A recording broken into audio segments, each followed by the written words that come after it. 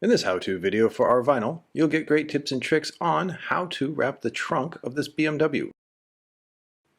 After cleaning, first step is to release a little bit of the liner, then tack it on one side, then release the entire liner, and you can see the second piece for the bottom was in the roll as well. That all comes from our vinyl. Now, you want to start at the 50-50 point, which is right in the middle. So, let the panel lay loose on the trunk, and you can see that it has no tension in the middle. Now the idea is there's a lot of tension on the corners. So what you want to use is what's called the Wrap Institute Wrap Matrix technique. So what you can do is heat the film, now pull very, very firm just along the body line. What this will do is set the material up so that it will shrink onto the top of the trunk. This is called wrapping in pyramids. So once you pull very hard in the middle, shrink it to the corners. So with one side set up, heat the film, pick it up, and pull very firm along the body line. Now, relax the film onto the body line and pick the film up on the bottom section and simply heat it. The heat will cause the material to shrink right into place. This makes the wrapping process much, much easier.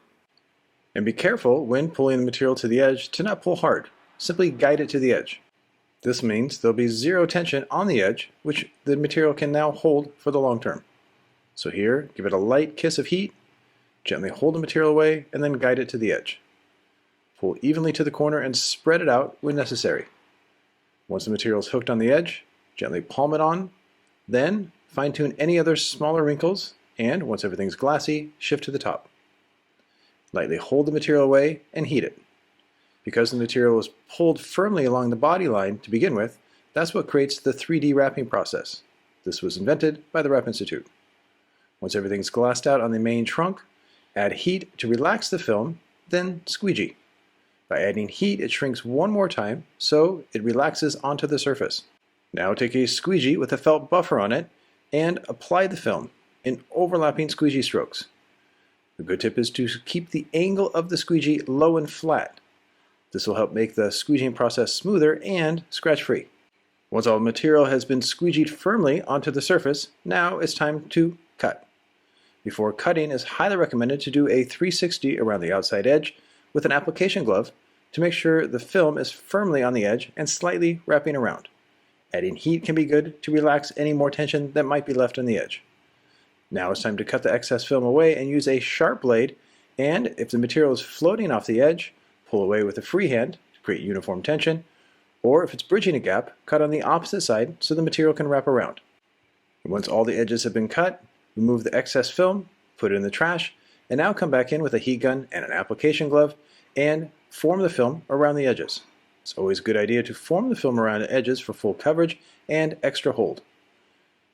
Heat gun helps soften the film and seal it firmly onto the surface. So this combination works very well in terms of workflow and long-term durability.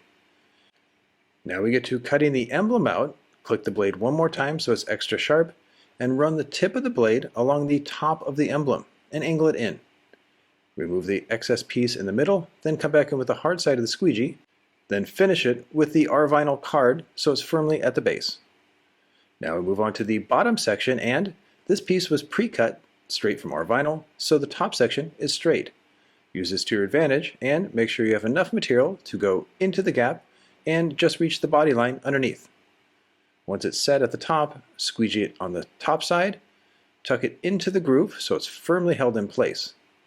Pick the piece back up and pull evenly to the side, spreading out with a triangle shape. Do the exact same thing for the other side, and once both sides are glassed out, now the film can be fed in, using a combination of the squeegee and an application glove. So firmly form the film in with overlapping strokes and feed the recessed area here. If need be, add a spray solution of soap and water to the application glove so it slides and glides. Form the recessed areas in first, and then the flat section in the middle.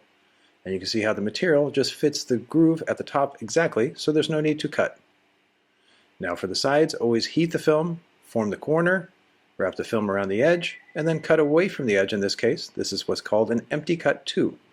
So by cutting on the side of the trunk, the cut is very straight, and you get that slight wraparound for that long-term coverage and high quality. Then go around all the edges with heat and application glove. And the final step is to go over the entire trunk with heat to double check for any bubbles, and here's a shot of the final result.